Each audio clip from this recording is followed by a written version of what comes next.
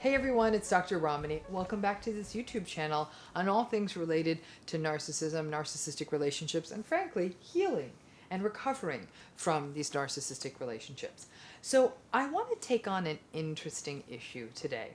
And it'll be also interesting for you to reflect on where you might even view yourself.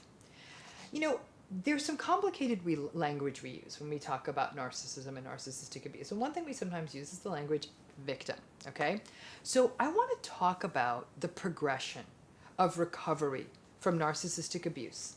And I want to talk about it as a progression from victim to survivor.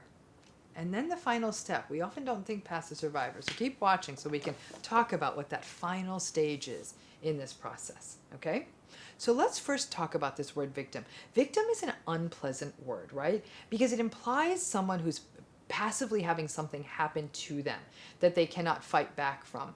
The word victim implies a powerlessness, a helplessness, oftentimes a lack of knowing, and oftentimes an inability to fully fight back. Now, in the world of narcissistic abuse, we actually do use this word victim. We'll often use the word perpetrator and victim. It has an almost very crime feel to it.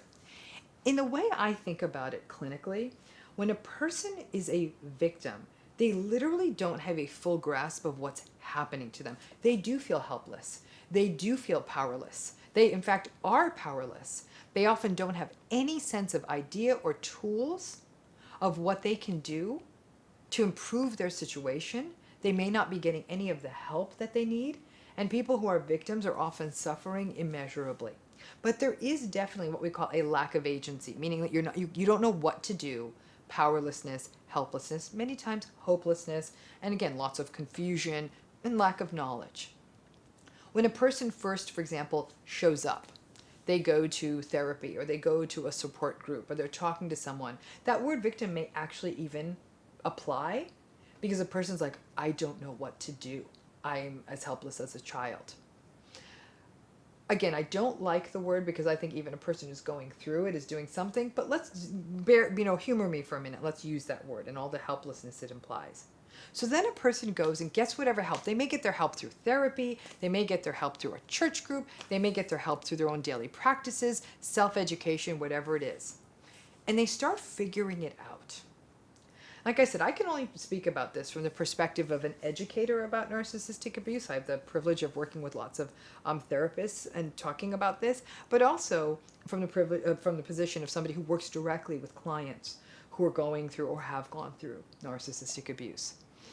And the goal is to give them tools, right? It's in essence, they come into my office. They don't even come in with a toolbox. But my goal is that when they leave, they walk out with a shiny new toolbox full of tools that they can use. It's during this phase that a person starts learning about things like realistic expectations, radical acceptance, breaking the trauma bond, what does love bombing look like, how not to be hoovered, what does gaslighting mean, what I call that deep technique. Remember, don't defend, don't explain, go gray rock, don't personalize. They get those techniques. And people are like, okay, this is still incredibly unpleasant, but I don't feel powerless. I don't feel helpless. I have a way I can talk to my mother. I have a way I can be with my partner. And while it's not a fulfilling relationship and it is not a satisfying relationship, I no longer feel like something is happening to me. I'm actually able to sort of understand it and not waste myself in terms of ruminating about it and wondering what's going on. A survivor gets it. Okay, a survivor gets it. So that's great. However, I'm going to be honest with you. I don't think the journey should end at survivorship. I really, really don't. I think survivorship is great. And I recognize that for a lot of people, they're like, I'll take it. Okay. But there's one more place people can go. So I'd like to, the best way for me to talk about this next part is to take a page out of, the brilliant Maya Angelou, who said, surviving is important, but thriving is elegant. So that's the piece we all need, all of us to get to, is to go from survivor to thriver. And I'm confident that anybody who's gone through narcissistic abuse can become a thriver. Thriver is where you go to the next step. You've got all your survivorship tools. You've got your realistic expectations and your acceptance and gray rocking and no contacting and boundaries. You got it all. But thriving is about finding the meaning and the purpose in the suffering. Is to say, I'm finally going to level up. Because there's a lot of people out there, once they become survivors, they figure out how to work these relationships, but some survivors say, to heck with this, I'm out. Like, I'm done. And some of them go on and they do get the divorce or they do quit the job. But you know what happens then? And this is the most fascinating part to watch. Once you're a survivor and you're able to wedge yourself away from one of your primary narcissists, other people start falling out of your life like that. You're like, wait a minute, did you just gaslight me is what you're thinking? Yeah, no, I'm good. And before you know it, your address book becomes real skinny and you're okay with it. Because the people who are left, the ones you surround yourself with, are the strong ones. The ones who get you.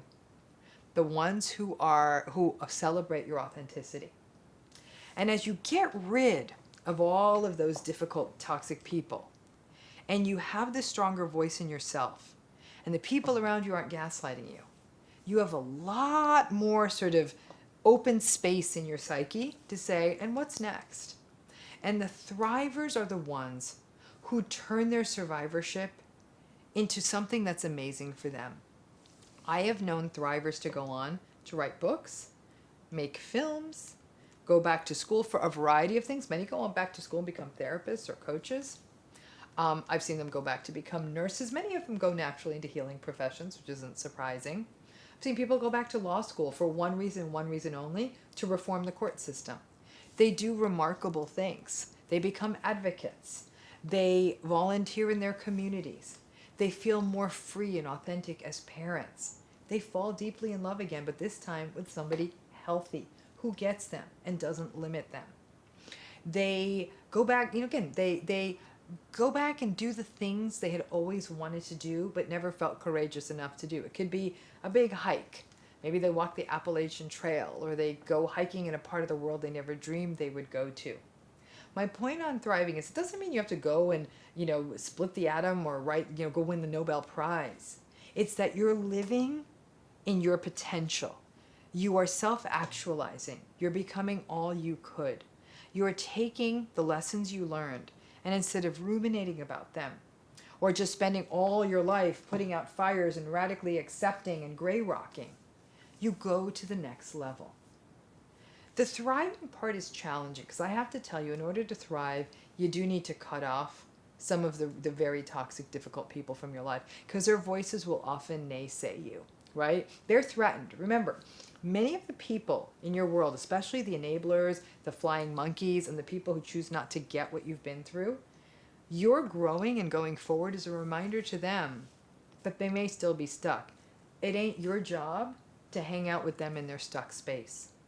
It's for you to give yourself permission to thrive. And a lot of people feel guilty when they decide to take the thriving space. There's some survivor guilt around that. How come I get to go on and achieve my dreams? Like my siblings are still dealing with my mom, or whatever it may be.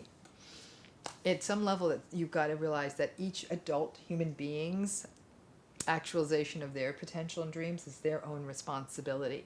And the way so many people feel compelled to enable and stay stuck in broken structures is what holds them back, and probably is what kept you stuck in narcissistic abuse for so long.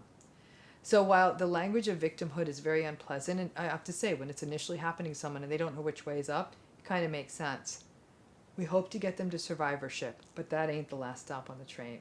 I want all of you to commit to the idea, to the elegance, as Dr. Angela would say it, of thriving. So here's to your journey. Good luck with it. Thanks again. Bye-bye now.